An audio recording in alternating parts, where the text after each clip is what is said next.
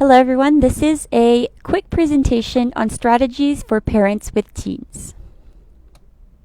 So firstly, how do I as a parent have a positive relationship with my teens? So firstly, you want to be the role model for behavior.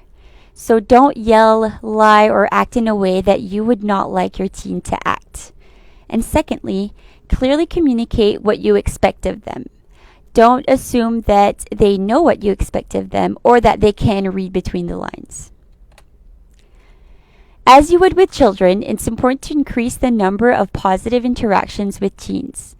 When we're stressed or in a negative situation, we tend to see more the negatives in everything. So try to see the positives and balance them out with the negatives. Even if it's a small thing, try to point out, for example, the other day when you took out the trash, I truly appreciated it. You could have made a fuss and you didn't, and I thank you for that. Or the other day, you helped your little brother out and I noticed it, so thank you so much for that. Fourthly, be fair, be human, and be consistent. If your teenagers don't know what you want from them, they can't give you what you're asking for. So it might confuse them if one day to another, your demands have changed. So it's just good to be consistent with them. What can I do as a parent when I find it difficult to talk to my teens? So first, ask questions about them. Try to learn what they like, who their friends are, where they like to go, who their favorite artists are, and what their school schedule is, etc. By showing interest and working on it, your teen will be more inclined to tell you about anything that interests them.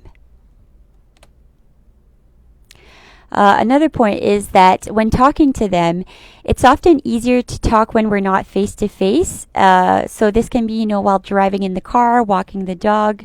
Try to take these opportunities when you can to be able to chat without necessarily making eye contact all the time. This can break down communication barriers and can make it less intimidating for your teen. This also helps create a relationship and a bond with your teen. So, how should a parent react when their teens are trying to push their limits and are looking for a reaction?